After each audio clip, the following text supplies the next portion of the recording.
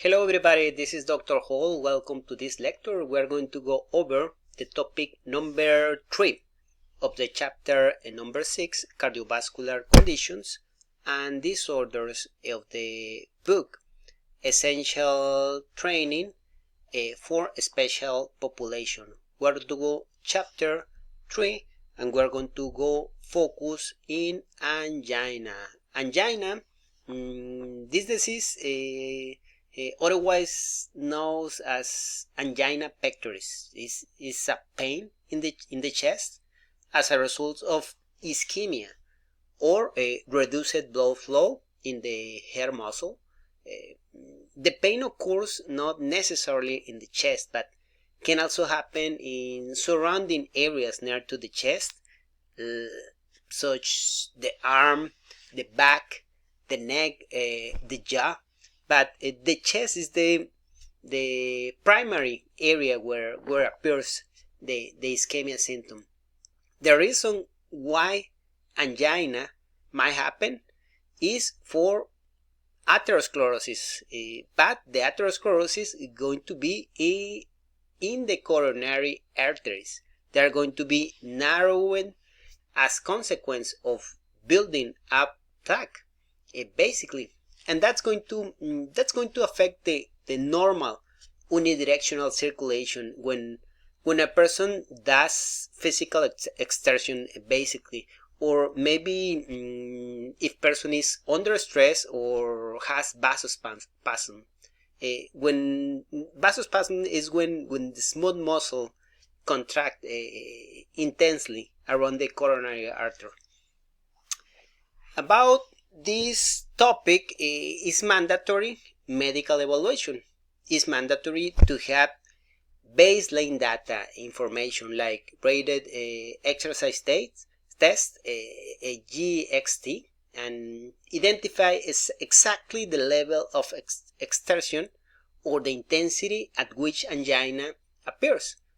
Angina symptoms, pain is going to dictate the intensity. Angina is predictable.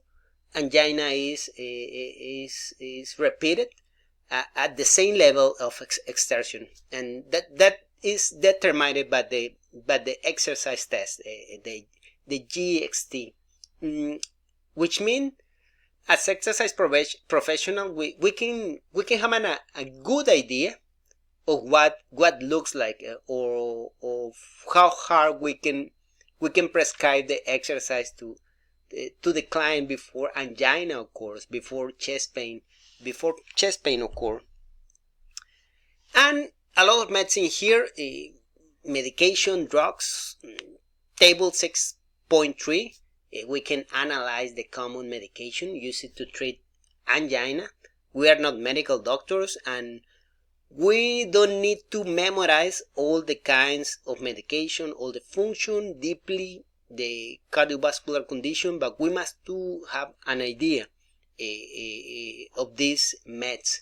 The reason is we need to have specific information because medication have physiological impact on the human body and the effects when a person exercise, and we are going to summarize about drugs or medication in the next slide.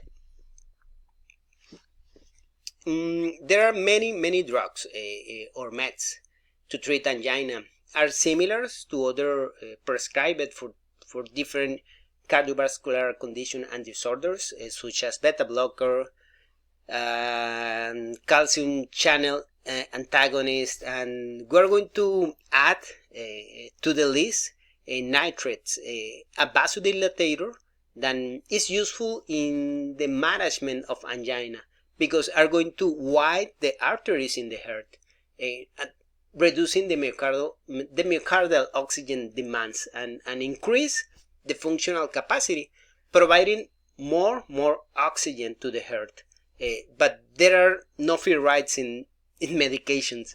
Side effects, adverse effects might happen, causing dizziness, headache, or syncope, and we must be aware to be able to identify symptoms if happens during exercise program, especially with change in posture to prevent falls. It's better be careful. So a problem in our program design for angina could be exercising in a standing position, changing into a lying position, back to a standing position. For the next exercise, it's better to take specific precautions to prevent falls. Now we're going to focus on exercise for individuals with angina. Regular exercise will result in beneficial increasing VO2 max with higher maximal aerobic capacity for the person when practice regular exercise. It's going to increase the heart efficiency, and as a consequence, angina individuals are going to have more tolerance doing exercise. It's going to help also when people do exercise. If people lose weight, the people who lose weight with body weight management is so much better for angina. And the primary goal of an exercise program for individuals with angina is to increase the amount of workload.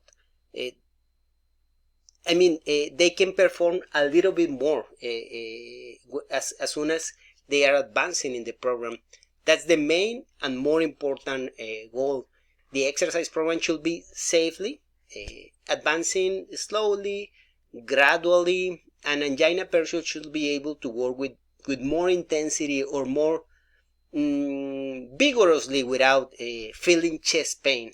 The progression should be slow and steady, allowing an increase in time when the ischemic threshold is reached.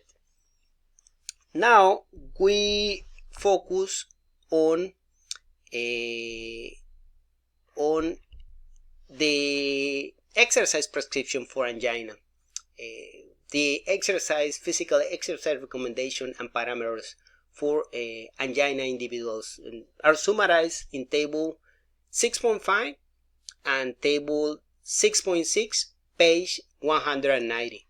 Both aerobic exercise and resistance training, we're going to divide them and in the next slide and summarize it.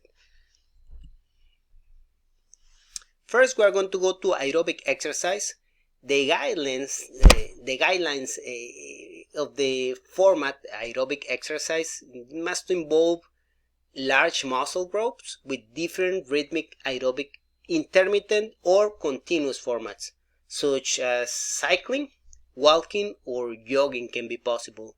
The frequency is 4 to 7 days per week, and the period of time is between 20 to 60 minutes. But remember, don't must to be the exercise in one time, continuous. Can be divided 2 or 3 small exercise sessions during the day. If you use technology to evaluate intensity and you have a heart rate monitor, the intensity window is very important factor in this fall. So they must to keep 10 to 15 beats per minute below the threshold for angina, below the chest pain. This is essential. Establish the intensity before than a person reach the ischemic threshold, before the pains happens. Now we go to the other format, resistance training. The guidelines are more similar to other cardiovascular conditions and disorders. Always take your time to longer warm up, longer cool down. It's important to prepare the person slowly for strong demands, and the frequency is 2 or 3 times per week. Full body format, and the intensity, you have a special consideration in here.